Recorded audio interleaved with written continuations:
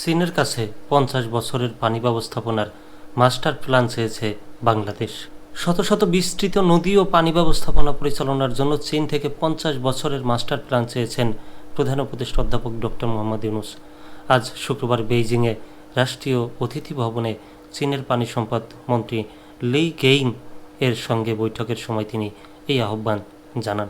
অধ্যাপক ইউনূস চীনের পানি ও বন্যা ব্যবস্থাপনার প্রশংসা করে বলেন, চীন পানি সমস্যার সমাধানে বিস্ময়কর সাফল্য দেখিয়েছে। চীনা মন্ত্রীকে প্রধান উপদেষ্টা বলেন, আপনাদের যে সমস্যা রয়েছে আমাদেরও সেই একই সমস্যা। তাই যদি আপনারা আপনাদের অভিজ্ঞতা আমাদের সঙ্গে ভাগ করে নেন তাহলে আমরা খুশি হব। তিনি আরও বলেন, বাংলাদেশ একটি বদ্বীপ অঞ্চল। আমাদের দেশ শত শত নদীর পানি দিয়ে ঘেরা। পানি আমাদের জীবন দেয়, তবে কখনো কখনো এটি শত্রুতে পরিণত হয়। এখন জনসংখ্যা বহুগুণে বেড়ে যাওয়ায় আমাদের সতর্ক থাকতে হবে।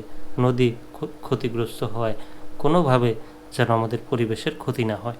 চীনকে পানি ব্যবস্থাপনার মাস্টার হিসেবে অভিহিত করে অধ্যাপক ইউনূস বলেন, বাংলাদেশ চীনের কাছ থেকে অনেক কিছু শিখতে পারে এবং তিনি চীনের প্রেসিডেন্ট শি জিনপিংয়ের পানি ব্যবস্থাপনা সম্পর্কিত দৃষ্টিভঙ্গি শেয়ার করার আহ্বান জানান।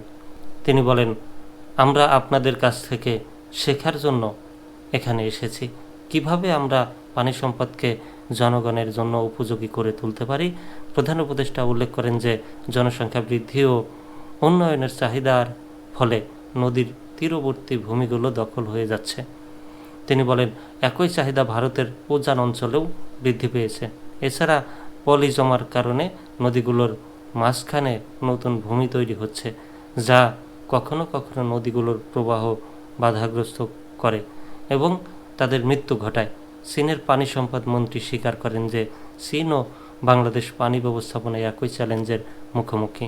তিনি বাংলাদেশকে প্রযুক্তিগত সহায়তা ও বিশেষজ্ঞ পরামর্শ দেওয়ার প্রতিশ্রুতি দেন। বাংলাদেশের জন্য পানি ব্যবস্থাপনা একটি গুরুত্বপূর্ণ ইস্যু। চীনও একই ধরনের চ্যালেঞ্জের সম্মুখীন হচ্ছে উল্লেখ করে তিনি বলেন, বাংলাদেশের 85% জনগণ বন্যাপ্রবণ এলাকায় বসবাস করে, যা দেশটির জন্য পানি ব্যবস্থাপনাকে জটিল করে তুলেছে। তিনি আরও বলেন, প্রেসিডেন্ট শি চীনের জন্য একটি মাস্টার প্ল্যান প্রণয়ন করেছেন, যা এই দেশটি পানি ব্যবস্থাপনার চ্যালেঞ্জগুলো মোকাবেলা করতে ব্যবহার করছে। এ সময় প্রধান উপদেষ্টা বলেন, আমাদের জন্য একটি পরিকল্পনা প্রণয়নে আমরা আপনাদের সহায়তা চাই। বাংলাদেশের সমস্যা শুধু একটি নির্দিষ্ট নদীর মধ্যে সীমাবদ্ধ নয়, বরং পুরো ব্যবস্থার সঙ্গে সম্পর্কিত। তিনি বিশেষভাবে তিস্তা নদী ব্যবস্থাপনা ও ঢাকার চারপাশের দূষিত পানি পরিষ্কারের বিষয়ে সহায়তার প্রয়োজনীয়তার কথা উল্লেখ করেন। প্রধান উপদেষ্টা বর্তমানে চীনের 4 দিনের সফরে রয়েছেন।